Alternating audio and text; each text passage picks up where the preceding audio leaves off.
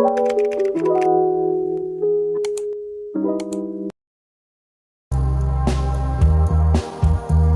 the music in your baby, tell me why. Got the music in your baby, tell me why. You've been wanting me forever and you just can't say goodbye. Assalamualaikum warahmatullahi wabarakatuh. Halo teman-teman semua, saya Tiara. Saya Eca. Saya Nadila. Saya Sipa. Saya Fadli. Saya Cahya.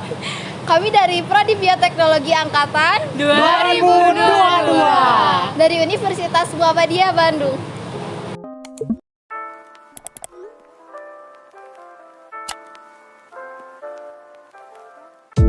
Nah teman-teman, jadi siang ini kita ada di wilayah Ciwidey, lebih tepatnya di Lebak Puncang. Nah ngapain sih sekarang kita mau ke sini? Kita tuh mau wawancarai seorang pengusaha teh yang sukses, pengusaha muslim. Jadi kita langsung aja wawancaranya dan mendapatkan ilmu yang berguna. Beliau ini adalah narasumber yang akan kita wawancara saat ini, yang akan kita ajak ngobrol. Beliau adalah Ibu Risnawati. Assalamualaikum Ibu. Selamat siang. Sebelumnya kami ucapkan terima kasih dulu ya karena Ibu sudah berkenan untuk meluangkan waktunya untuk diwawancarai sama kami ya. Jadi kami itu dari Universitas Muhammadiyah jurusan bioteknologi dan diberi tugas untuk mewawancarai seorang pengusaha muslim yang sukses. Ibu, apa kabar Ibu? Alhamdulillah sehat, baik. Alhamdulillah. Mana sehat, A? Alhamdulillah. Jadi teman-teman, sebagai informasi, beliau ini adalah pengelola dari perusahaan Mekar Adiwijaya ini ya, yaitu perusahaan yang mendistribusikan salah satu hasil alam kita yang melimpah, yaitu teh, ya Bu ya. Iya. Iya Bu. Langsung aja ya Ibu ya. Sebelumnya mungkin Ibu bisa sedikit menceritakan tentang diri Ibu sendiri. Kan sekarang udah menjadi pengusaha yang sukses gitu ya Bu ya. Bagaimana awalnya Ibu bisa terjun ke dunia bisnis teh ini dan bisa membangun usaha ini Ibu?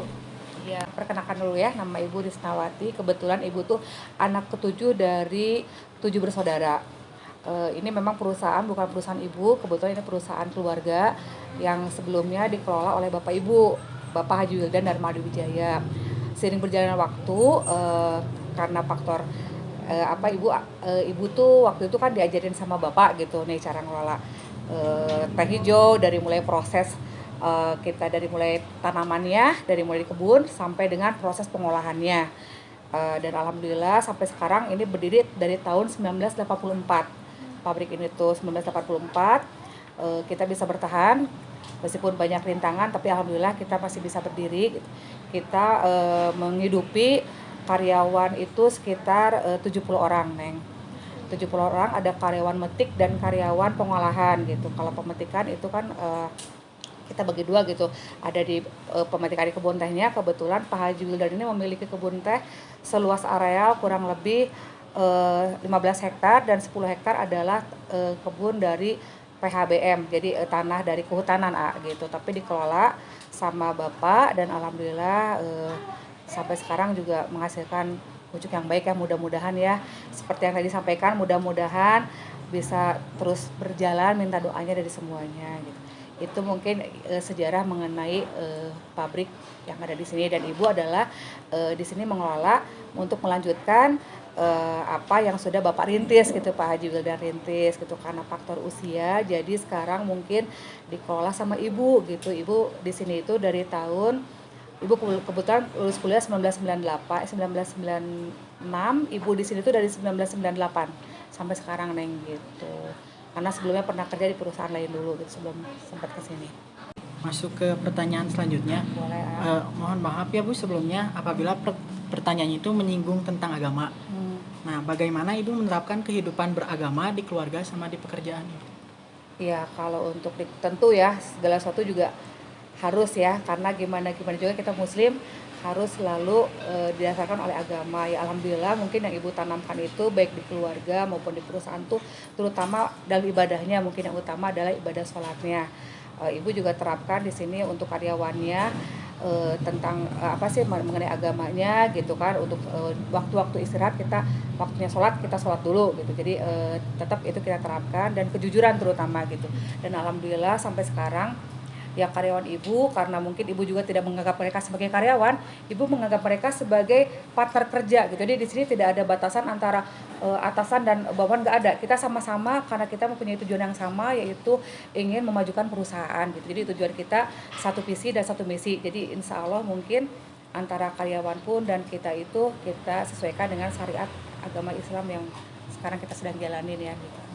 Kalau misalnya jenjang pendidikan yang ibu tempuh sampai bisa menjadi pengusaha itu, pendidikannya apa?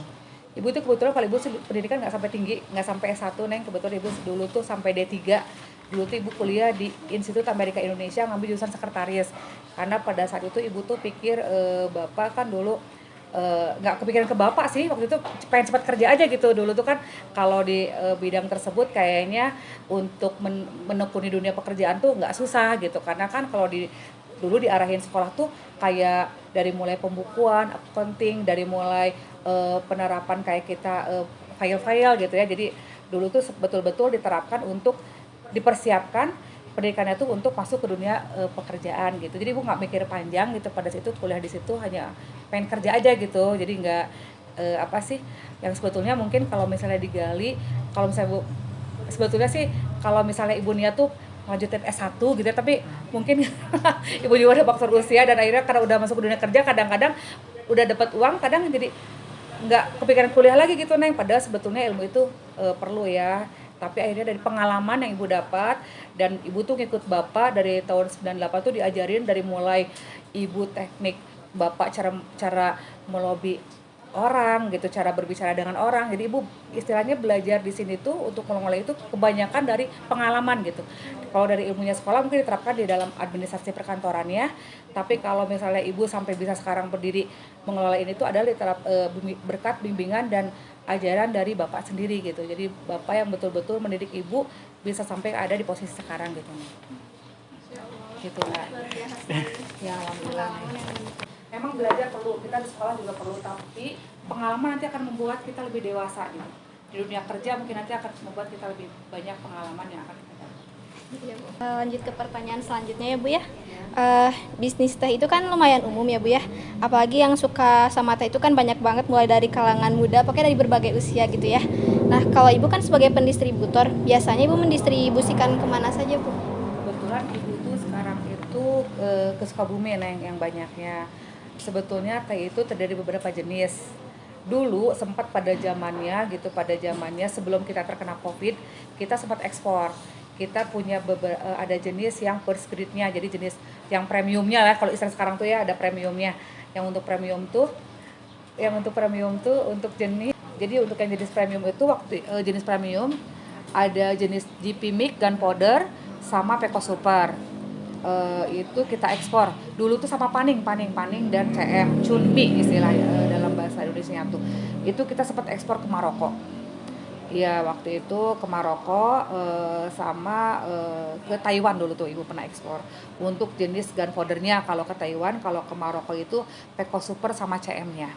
Itu sempat berlangsung pas kita tahun 2000 kemarin tuh 3 tahun ke belakang, karena ada COVID dan kita tidak bisa ekspor, akhirnya kita terhenti. Jadi ibu akhirnya cari yang cash flow ya yang lebih cepat kembali gitu ya, maksudnya perputaran keuangannya. Jadi kita jual berupa keringannya, jadi nggak disortir. Kalau ada kebutuhan baru kita sortir, karena kita juga di samping itu tuh ada pembeli retail yang membeli produk kita untuk dia jual kemasan. Jadi kita juga berbagi dengan kaum UMKM ya gitu, UMKM yang mereka beli tehnya dari kita, mereka kemas sendiri, mereka jual dengan ini sendiri gitu, apa sih dengan merek mereka sendiri gitu, padahal barangnya dari kita gitu Neng. Supplier, jadi lebih ke beli kita ininya, dia di distributornya supplier gitu Neng gitu. Kalau boleh tahu Bu, kira-kira perusahaan ibu pernah dapat suatu apresiasi gak yang kayak bikin ibu tuh kayak wah nggak nyangka gitu bisa dapat apresiasi kayak gini gitu? Iya, dulu tuh zamannya bapak, karena kan dulu bapak itu sempat mendirikan Kopastindo, Koperasi Teh Koperasi Teh Indonesia dulu Bapak tuh. Sempat Bapak sebagai ketuanya dan Bapak di situ sempat diapresiasi sama luar gitu ya karena Bapak pada saat itu kita pabriknya itu belum banyak seperti sekarang. Dulu pabriknya masih ada masih ada beberapa lah di Ciwidey itu masih 2 pabrik lah di sini sama Pak Haji One belum ada. Sekarang kan udah ada yang bikin di bawah tuh ada ya. Terus ada di atas ada saudara juga Ariana yang di bawah. Terus sekarang ada pabrik baru. Jadi sekarang tuh udah digabung. Dulu tuh gabung 3 di situ. Kalau gabung memang perusahaannya perusahaan pemerintah. Kalau yang lokalnya swastanya tuh Bapak dan Pak One dulu tuh di sini tuh cuma 2. Nah dulu Bapak tuh mendirikan aja Koperasi Teh Indonesia dan Bapak di situ sempat mendapatkan penghargaan dan sampai diundang ke India waktu itu. Ya, tahun 19 berapa ya 1988 apa pokoknya antara 1988 atau sampai 1990. Luar biasa Iya, sekali iya. sejarahnya ya. Iya, nah Ke pertanyaan selanjutnya, selain ngasih peluang kerja untuk orang-orang sekitar nih ya Bu, kira-kira ada dukungan lain nggak yang Ibu beri untuk masyarakat sekitar sini? kalau dukungan mungkin ya selain itu ya kayak misalnya kita memberi dukungan kalau misalnya ada kegiatan kayak Agustus atau mereka ada kegiatan Isra Miraj atau misalnya ada kegiatan pengajian kita selalu memberikan sumbangan sih kalau misalnya untuk itu ya. Dan kalau misalnya ada apalagi ya kalau reward mungkin ya kita ikut pelaksanaan pembangunan masjid kita ikut sumbang mungkin hanya sebatas itu kalau misalnya untuk ininya gitu. Jadi sebagai donatur. Iya. Kalau ini sedikit menyinggung tentang penghasilan ya Bu. Iya. Biasanya kalau penghasilan dari penjualan teh Ibu itu dialokasikannya untuk apa saja? Ya mungkin selain biaya hidup, memang kan untuk biaya hidup ya kita kan mungkin bekerja karena ada keperluan.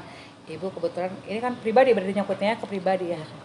Ya untuk keperluan sekolah anak-anak mungkin lebih ke biaya-biaya hidup lainnya lah yang menunjang untuk kelangsungan hidup ibu gitu dan untuk apa sih istilahnya mudah-mudahan bisa berbagi sedikit dengan yang membutuhkan. Gimana sih Ibu bisa menjaga keberlangsungan perusahaan ini kan sampai punya cabang di mana-mana sampai besar gitu ya. Apakah Ibu punya disiplin yang diterapkan dalam diri Ibu gitu? Ya, kalau disiplin ya harus mungkin ya. Karena bagaimanapun juga mungkin mereka tuh jadi gini, untuk bisa memberikan mereka contoh tuh harus berdasarkan dari kitanya sendiri gitu. Jadi ibu ke mereka selalu menerapkan istilahnya kalaupun baik nggak pernah mendikte misalnya kamu harus begini nggak, tapi ibu perlihatkan cara kerja ibu. Jadi ibu hanya memberikan arahan sekali dan ibu lihatkan gitu kalau ibu tuh nggak tanggung untuk kadang-kadang apa sih istilahnya terjun kalau misalnya mereka lagi kebanyakan lagi kerja misalnya kadang-kadang kan ada orang yang nggak kerja misalnya terus sibuk di dalam untuk bagian nyortirnya kan ibu ikut mereka gabung gitu untuk milih tulang untuk disortir kan karena kalau pembeli itu kadang tidak mau kebanyakan jenis tulangnya kita ada dari pucuk tuh kan ada batang, nah batangnya tuh nggak boleh kebanyakan, nah kadang kita sortir dulu.